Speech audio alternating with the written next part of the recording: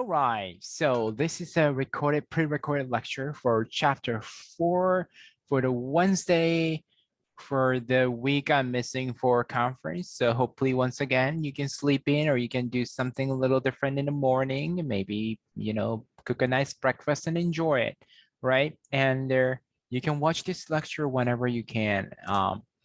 In this lecture, we're gonna be talking about intense leisure participation. When you hear that, you might think about serious leisure right here from RLS 100. And if you do, yay, you remember something from RLS 100. That makes me very happy actually. But like what we did for psychologically deep experience in the last lecture, I want you to hear, we want you to be more than just serious leisure. There are many ways people get serious about or intense about their leisure activities and participations. And knowing different types of concept, there are actually different type of concept and research, actually different bodies of research and evidence around this topic. And knowing that potentially can help you to, well, yourself and your people maybe personally, friends and families, but also potentially future clients, people who try to be serious or intense about certain activity and how to do it in such a way that you don't get too much of that negative aspect, because intense participation can lead to quite a bit of negative issues as well. Anyway, so no serious leisure, but no more than serious leisure. We're gonna talk about a couple different concepts, and they're use different concepts to analyze different situations. And with those different concepts and keywords, you can pull different bodies of evidence and knowledge event in the future when you need it, so that basically you can do a best evidence-based practice depending on according to the situation you're facing. Now, serious leisure. We begin with the serious leisure though. This is the concept created by Bob Stebbins, a retired professor from University of Calgary.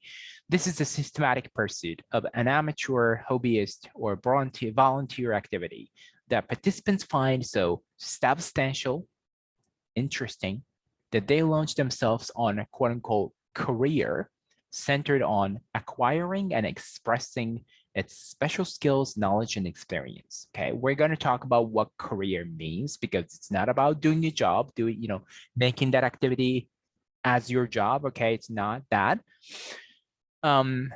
Really, serious leisure is a commitment to a certain leisure activity and associated community as well. These are the 6 characteristics of serious leisure. So you know it from RLS 100. So I'm going to quickly go through it for the people who haven't taken 100. First of all, when you're serious about leisure, you persevere in the activity.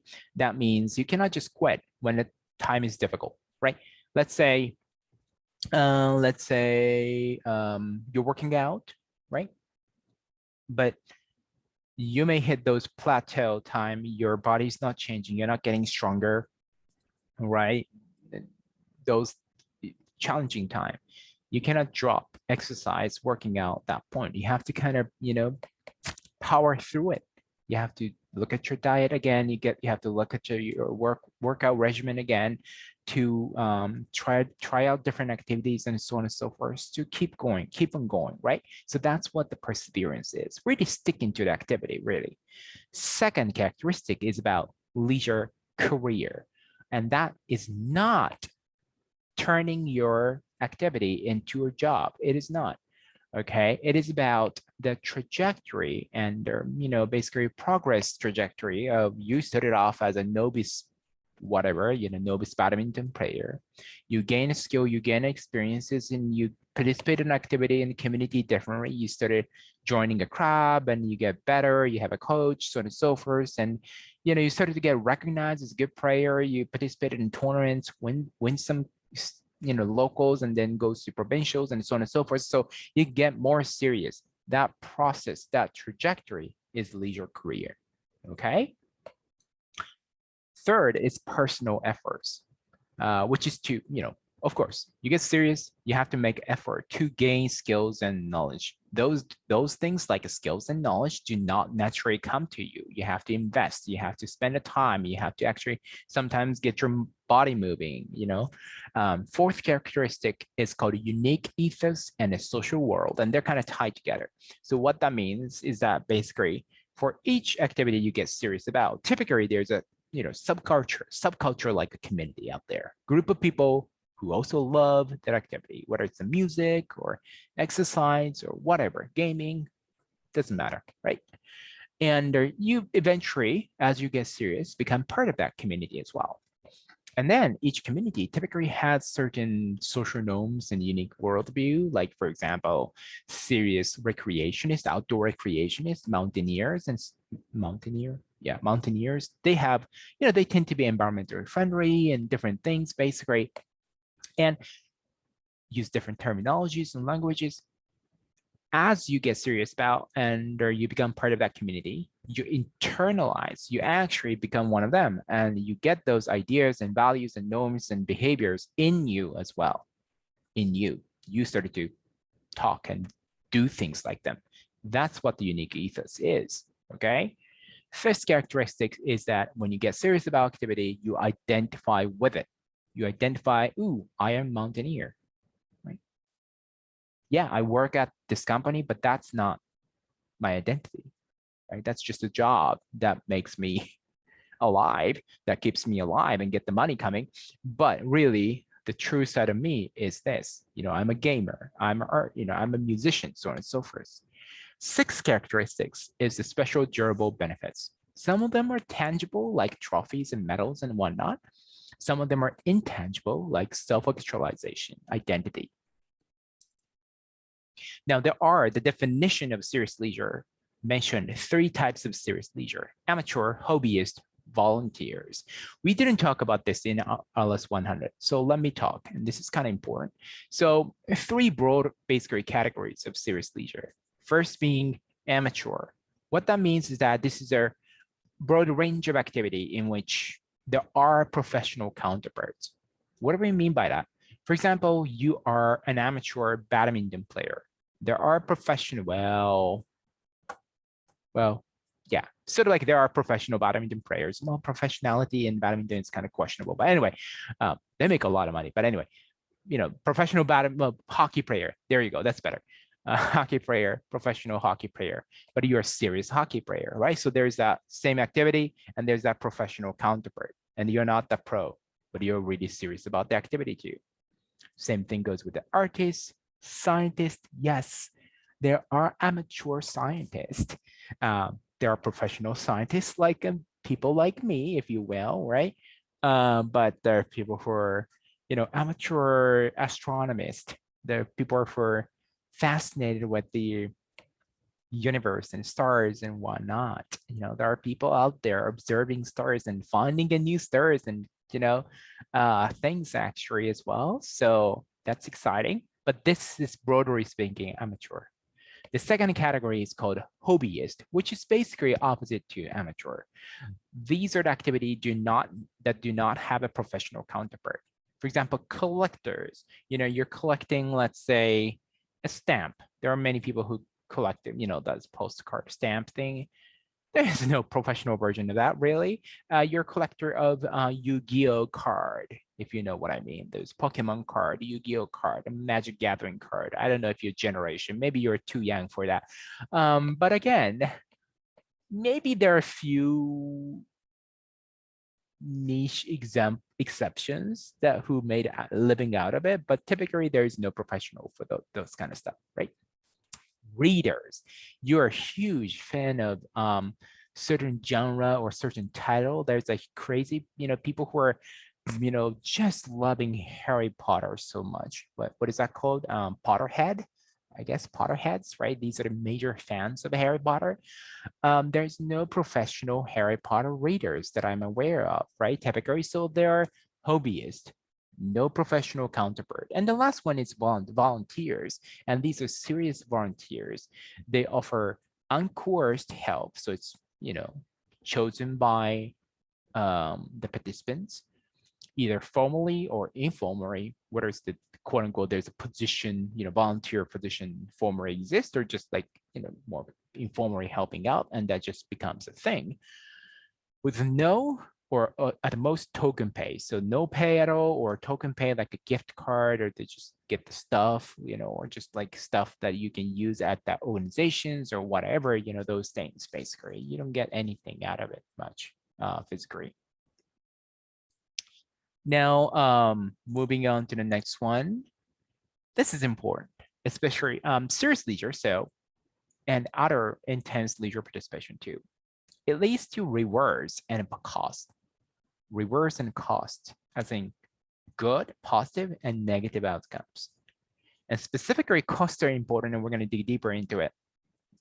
But typically, serious leisure concepts suggest that these people think that the rewards are better. The rewards overweigh the cost. Rewards are kind of better than cost overall. That's why they keep doing this serious leisure. Okay.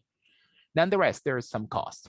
Now, in terms of reward, there's a personal aspect and social aspect. Personal side, some cherished memories and experiences, self-expression, self-image, positive self-image, financial returns, not to the extent that you make a living out of, just a few $100s per month or something like that.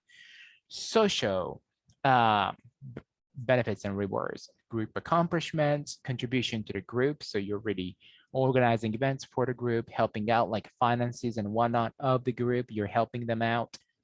Great, right? That's rewards. Now the cost exists to serious leisure. Bob Stebbins identified 3 different types of cost, major types. First is dislikes, which are the aspect of the whatever the activity that you're serious about, you do not like. Although you're serious about that activity, certain activity, you're intense about it too, you're committed to. Typically, we have some, aspect that we don't like. You know what I mean. For example, badminton, some boy sports, typically sports.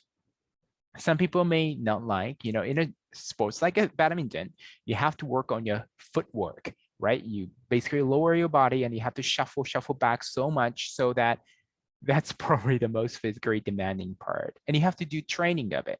You cannot just like work on that by playing the games, right? We spend actually, a couple hours sometimes just doing footwork to make that your movement as smooth as possible. And you have that, stamina as well too. Now that is, my friend, the part of badminton I dislike, or not a lot of people like that, So this is the kind of thing that basically the participant activity relation, that issue, there's some issue around that. And it's always, present in that activity. If you're playing badminton, you always have to do some footwork one way or another. Okay, that kind of thing. Tension is the second type of cost. This cost is about conflict with other participants or within a group. So it's a participant to participant, person to person issue. Okay. When you get serious about certain activity, you find some people you are not like, you don't see things eye to eye, right? It's not necessary that they're quote unquote toxic or something, which could happen too. Like, for example, gaming community. Some games are notorious about having toxic community, like World of Warcraft, Legends, League of Legends. Even Fortnite seems to have quite a bit of, taunting behaviors and very angry people and so on and so forth. I have experienced that as well in my gaming experiences as well. Sometimes, like, some people are rude or, discriminatory and whatnot, right? Sometimes it's related to management and politics within a subculture around a certain activity. It happens too. Last cost is called disappointment. So when you get serious, you do a certain activity over time and you aim higher. When you do that, it's almost natural part that you get some, you don't get anticipated outcome. You wanted to win this tournament and you thought you would be, you have a great chance, based on the past experiences and who is participating in a tournament this year. You have a really good chance, but you didn't get to win. Maybe you even lost in the first couple rounds. That was unexpected. But disappointment happens. if you get serious about leisure. Now, what are the costs of serious leisure? You experience maybe yourself or the people you know, like your parents, your family member, your siblings, maybe if you have them, or your best friends, your roommates, and whatever. If they have serious leisure, if you have serious leisure, what are the cost of it that you experience? We do have a cost. Now, the chapter talked about very interesting, very important issue. Why do people commit to leisure? Do we get serious about leisure? The chapter and Bob Stebbins' research shows two major mechanisms and reasons. First, it's because of increased risks and stakes. So we basically decided to participate in competitions or performance or something big, or even organized participation like a club and teams and whatnot. When that happens, we have to practice harder typically and hopefully perform great and better at those occasions, right? Competitions and whatnot, which brings a greater and deeper sense of satisfaction, fulfillment with the activity, that's a trigger, right? And then you get into that loop of like getting more, practice harder, get better and perform better, more satisfaction, so on and so forth. Kind of get into that cycle, basically. I had that myself too, like badminton a little bit too. My first tournament, I still remember, and I could win actually a few games against different university players, and that was a really great experience. Gaming, the same thing actually. First time I was just casually invited to one of the challenging contents, difficult contents and battles in a game, and when I did it, there was a greater sense of satisfaction. It was difficult nonetheless. When I cleared, it was great satisfaction. And then from there, I started to do that more. Second mechanism and reason is to gain more structure around whatever the activity and experience. Now, when you get serious, once again, you become you started to develop a community, become part of a community, join a club, join a team, and whatnot, typically, right? And that means you're giving up your own personal control and choice and autonomy, because then you have to kind of practice with the team, practice with the coach, so on and so forth. But then because you belong to the group, you access more resources like other players and coach and other, know-hows, expertise, and literary equipments and whatnot, right? And that typically enriches your experience, betters your experiences. And wow, there are these aspects, there are so many more things you can do with the activity, whether sports or certain kind of outdoor recreations and so on and so forth. And which typically gets into that, once again, the spiral, deeper satisfaction, you get serious about it too, okay? So these are two main reasons and mechanisms. They're closely tied to, actually, two things. Now, this is the serious leisure perspective model, which identifies different types of leisure-ish experiences. At the top, you see leisure. Left side, you see casual leisure, which we learn under happiness, the common experience in chapter 4. Project-based leisure on the right side of that is either one-time shot or occasional, like seasonal event and things like that. We talked about that in RLS 100. You don't have to worry about it this class. Now, the red box is a serious leisure. Talked about amateur, volunteer, hobbyist 3 types. Now, on the far right, you see devotee work. Now, this is the reason why basically I have kept saying serious leisure, and specifically leisure career in serious leisure, is not same as turning your job into, or sorry, your activity, your serious leisure activity, into a job, into a work, because that would be actually devotee work. So that's a separate thing. Both are serious, but the one is, it's a work. It's, you're making the primary income out of it. So it's very different things. Now, finally, so we learned this concept so that you know the reason why leisure career is not turning your job into your activity into work, because this one is devotee work is Basically, this is serious leisure that are turned into one's paid work. It's not just like getting a few extra, a few $100 here and there, or, just a once a year tournament and get like $1,000, right? It's not that. You cannot live with that, but this you can live with.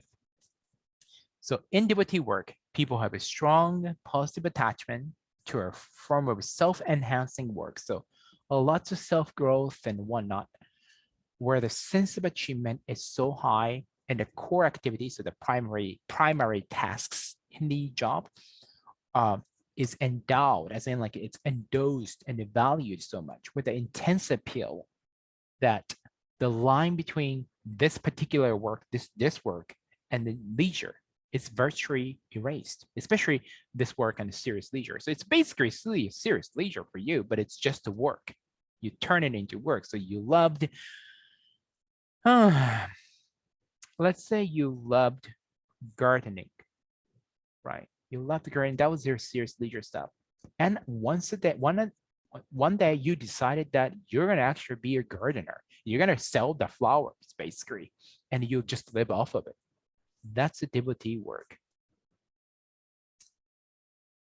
So that was all about serious leisure and a serious leisure perspective, broadly speaking. Now we're moving on to different types of different concepts with which we can study, examine intense participation, basically. Now the first is, and I just realized I wasn't turning on my videos, so here you go. Hello. Sorry. Recreation specialization is the first concept that we're going to talk about. Well, it's second to the serious leisure.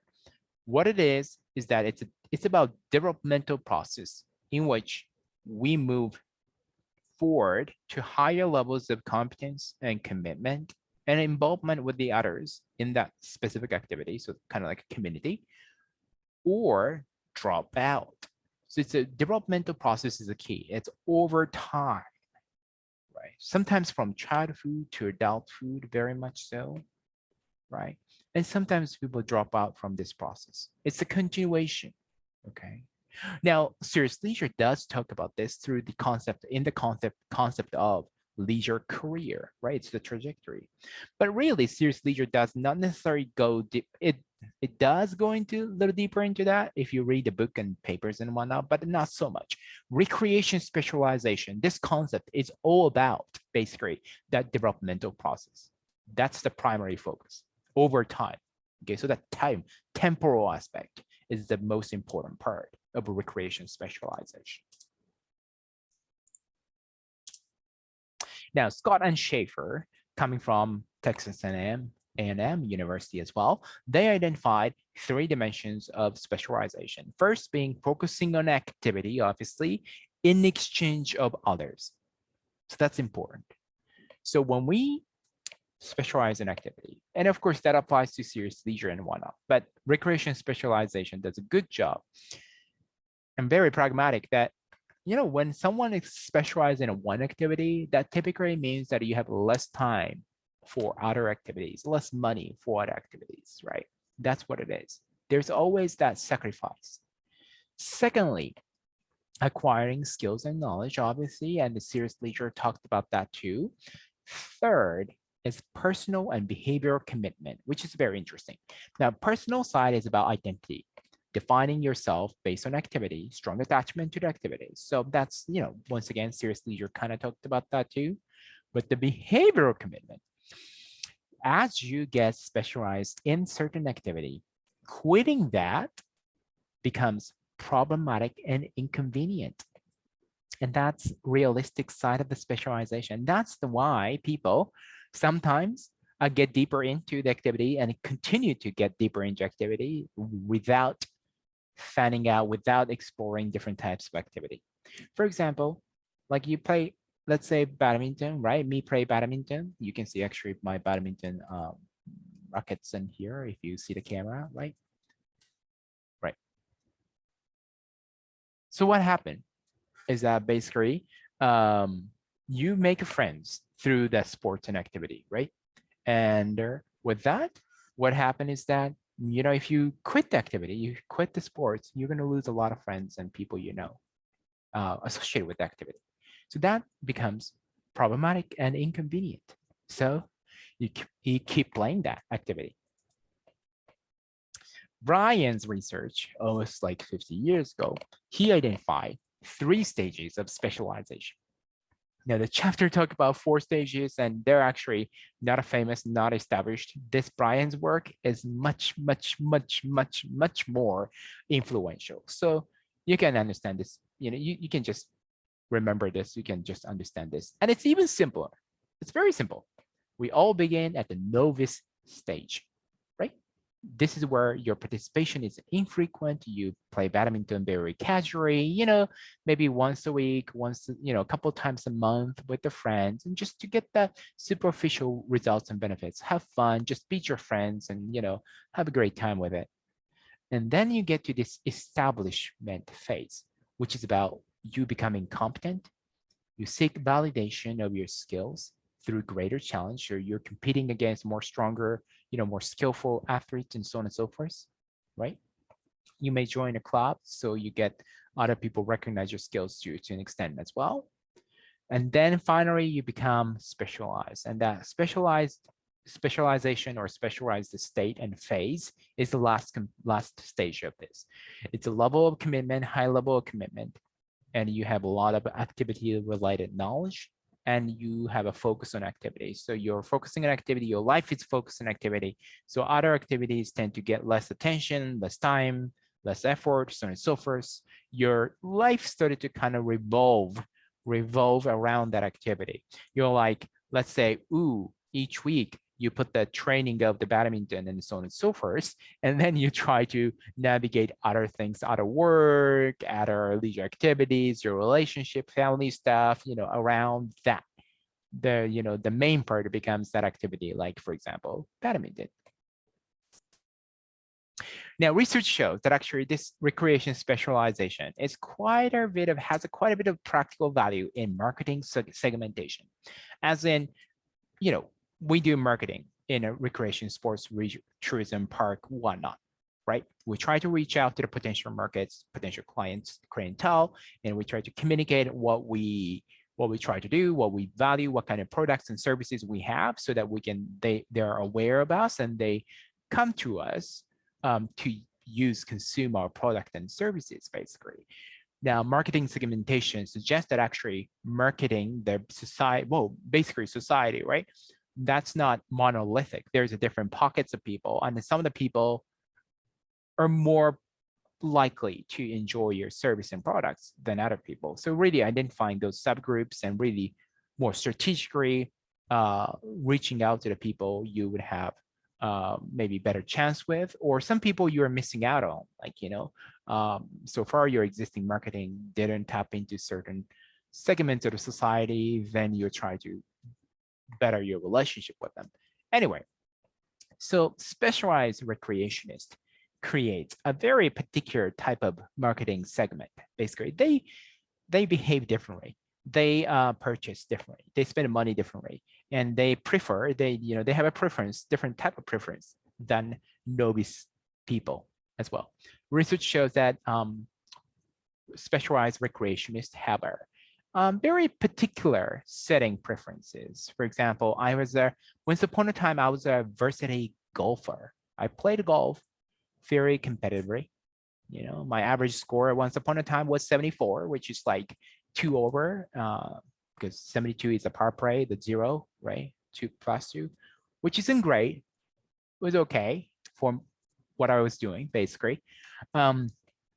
So when you hit there, become more serious and specialized golfer, you would want the golf courses you go to be very long. If you don't want to go to short golf courses where you never basically use driver, you don't want that, actually. You want to go to golf courses with some unique characteristics and fun elements, probably, rather than just like everything is flat and there's no OB, which is out of bounds, and there's maybe some mountains, some water elements. There are some bunkers, like those sand and things like that. There's some trickiness. It really challenges you, right? So you're kind of getting picky about that, probably, too.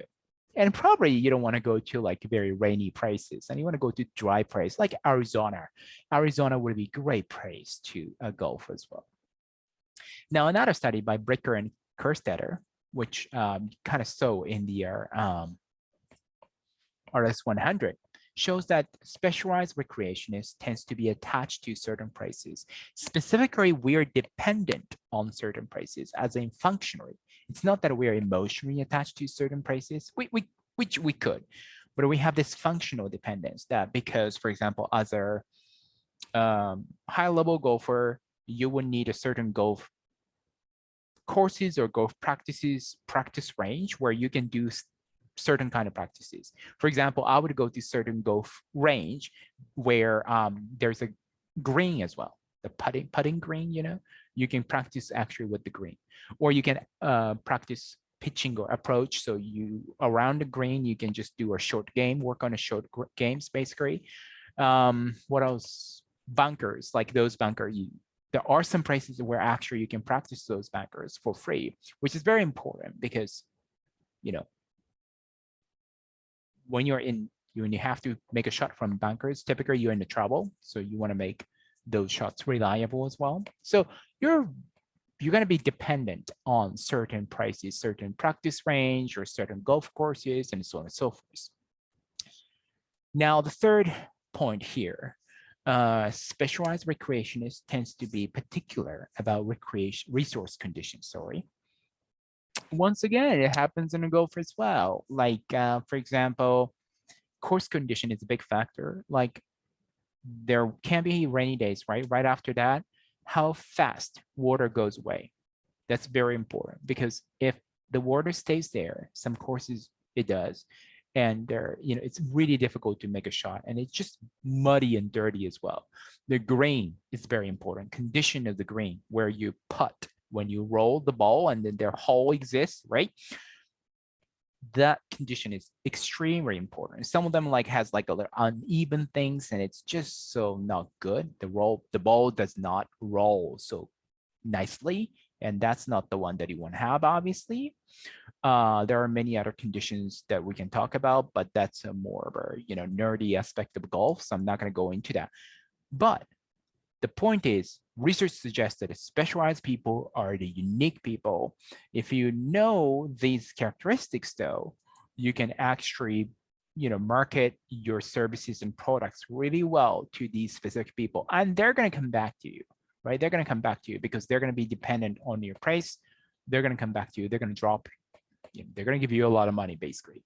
Now, let's think about this activity, if you will, if you entertain. Now, let's say you're a marketing agent for hypothetical ski result. I'm going to call it as moonlight ski result. I think that's a very nice, you know, name, actually. And use the information from last slide and there to develop your marketing strategies. Like, what kind of message would you give, basically? What kind of programming, what kind of events, what kind of programming would you have? What kind of mode of communication would you use, would you utilize to reach out to certain specialized community? And where to advise, once again, like what kind of mode of communication, social media, you know, we have a different tools these days. What do we do? You know, think about that. Now, the third concept to examine intensive leisure participation is called involvement. It's an extent to which people engage cognitively, emotionally, and behaviorally with an activity. It's in a state of motivation or interest, motivation, arousal, or interest evoked by a particular stimulus or situation. Now that, you know, has quite a bit of commonalities with the serious leisure and their specialization, but this one, last one, is kind of unique. Involvement could be situational or temporary or enduring over time. Now, here's a picture of us. Yes, these are fans of soccer, and especially these, they're Japanese fans for the Japanese national team at the Qatar. You know, we had a World Cup basically. A lot of people went there to cheer their, you know, national team and so on and so forth. Now, And probably most of those people enjoy some, soccer, on TVs and whatnot in their day-to-day life. But probably they don't look like this on a regular basis. And obviously they can't because national, games don't happen throughout the years, right? So it's really this phenomena and they get really involved in it. There's a motivation, there's arousal, there's interest. Obviously, you can see in their faces, actually. I've never seen these animated Japanese people often. Um, it's situational, it's temporary. It's a World Cup once in what, 2 years, 4 years? I forgot, 2 years, I guess, right? Very situational, very temporary. Involvement concept help us to examine that as well. There are situations where people just go all in on certain activity, certain fandom, whatnot, just for certain occasions, right? Those things, it's difficult to analyze that with a serious leisure or specialization, but involvement and the evidences around it can be quite helpful. Gerald Kyle, another professor actually from Texas A&M, he found 5 assets of involvement. One, the first being attraction. The activity has to be very important and pleasurable to that person. Centrality, the activity has dominant value in life. So it starts to basically take up a lot of space, whether the actual space, time space, or mind space. Third is identity expression. The fourth is identity affirmation. So they are both related to identity. One's identity is attached to the activity, and one feels authentic and real, and you are being who you are in that activity. So those are the identity aspects. Serious leisure also talked about identity, right? Specialization also talked about that too. So there is some commonality. Now, the fifth characteristic is social bonding. Being with other people, spending a lot of time with other people who share the same interests. The more you do that, the more you do social bonding, the more involved you're going to be in the activity. So the social component is an important part of involvement as well. Kyle and Chick, they did a research and found that actually associations with the family and friends and interactions and creating better relationship with them is a key factor, driving factor for greater involvement. This means that basically their research shows that the importance of social bonding aspect of the involvement, okay? Now, once people are involved in a certain activity, they seems to become attached to the place as well. So that means that the involvement also has a practical value in facilitating and encouraging revisiting intentions and actually revisiting behavior. So let's say, you're working at, you're managing actually a sports event, right? And then you had some mega sports event or whatever, and then you attracted a lot of people, World Cup, maybe not that big, but anyway, right? You're professional sports, you attracted people. So it's a temporal situational pedestrian space for some people, for some fans, right? Yes, there are some people who go to Roger Place like every other weekend, but most of the people, they go there like every couple times a season or so on and so forth, right? How can you actually foster involvement so that they get attached to the activity, they get attached to the place, which leads to greater revisiting? They might come back to your place more, spend more money. And actually, some of the sports marketers and those people use these evidences around involvement. If you think about it, halftime events and how family events are kind of involved into those sports things. Have you thought about it? Because it would facilitate the social bonding, leads to greater involvement, leads to greater attachment to the place, and a revisiting. Simple. So there's that evidence as well. And, actually these evidence and concepts are used in a sports management and the tourism management, hospitality, whatnot.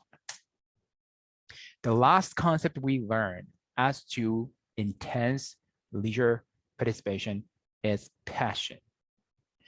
It's about strong inclination, as in tendency, toward a certain self-defining activity that you love, you find important and meaningful, in which you invest time and energy. That's consistent with the serious leisure and whatnot, right? But this psychologist, Valon, they found that actually over 80% of university students are at least moderately passionate about some activity. So we are actually passionate. What's your passion? That's the question. Now, these 80% of the university students, they tend to be passionate about actually leisure activities, including one of the most activity that most largest group of students are passionate about is actually sports and physical activity. Yeah, team sports next. Passive leisure, like movie, TV, drama, and playing music. So a lot of physical activity, sports, team sports, whatnot, consist a big part of university students' passion. Makes sense, right? There's a intramural sports. There's a campus recreation typically. Now, this is the important thing about passion. Valolande developed a model of passion called dualistic model of passion. This model is quite a bit unique compared to the other concepts because it gives equal attention to positive and negative sides of this intense leisure participation, okay? Or it doesn't have to be leisure, but, intense, equal attention is the key here. Serious leisure looked at the both rewards and cost, but the assumption over there was that typically reward overweighs cost. So that's the reason why people, keep doing certain activity, keeps getting serious about it. But this model suggests otherwise. You know what? People can be possibly, quote unquote, positively passionate about certain things or negatively, quote unquote, negatively passionate about certain things. And both can lead to prolonged participation, deeper engagement, intense participation. Let's look at the positive side here. It's called a harmonious passion. In here, you are free to or not to engage in a certain activity, that whatever the activity you're passionate about. The activity is important, but not overpowering.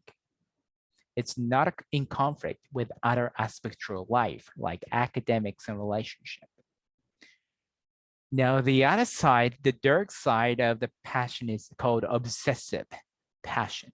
This is where you feel internally or externally pressured, as in you have the guilt sometimes not to do activities, so you have to do it, or somebody around you actually tell you, hey, what's up? Let's do this. They may pressure you to do certain activity. You may have an uncontrollable urge, okay, to do the activity. So it's almost like addiction.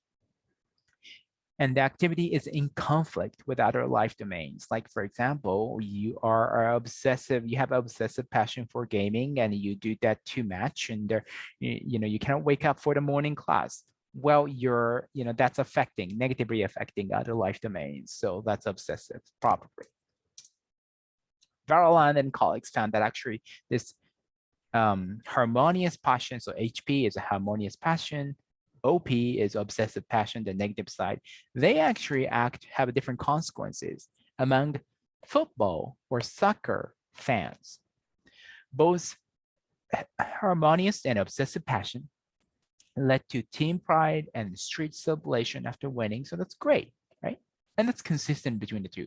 However, only obsessive passion leads to hating and taunting the fans of opponent team. So if you ever worked around, let's say, some of the youth sports or something like that, right? Your kids become extremely too competitive that they started to kind of like taunt other people, players of other teams and so on and so forth. Their parents, your children's parents, players' parents, they may do this hating and taunting and whatnot, and that becomes a major problem. That's actually a major problem. You can make actually national TV with that in a very bad way. So you want to control that as well. So passion can be a helpful conceptual tool to look at it, and also there's some evidence around that, how we can mitigate obsessive passion. Maybe they're doing that because of obsessive passion. How can we actually turn into more harmonious passion, which will still keep your clients and your kids and whatnot proud of your team and probably highly engaged and whatnot. But you don't get that negative side of things like hating, taunting, those, ugly side of things. Obsessive passion also predicted relationship conflicts. Like, you do too much, you spend too much of time, too much of money on a certain activity, like let's say camping and whatnot, and your family are not happy about it, for example. That happens when you have obsessive passion, not really harmonious passion as well. So the question becomes how to facilitate harmonious passion. Now, that was actually the end of the components around intense leisure participation. Okay, so I hope you pick up a concept beyond serious leisure and extra things about serious leisure too, but beyond serious leisure. And now you know the keywords, now you know the concept. So if you face different situations where intense leisure participation is happening, in your future career, you know what kind of concept to look for and what kind of, bodies of evidence to look for depending on the situation and problems you're facing. Okay, that's it for this lecture. Thank you. Have fun.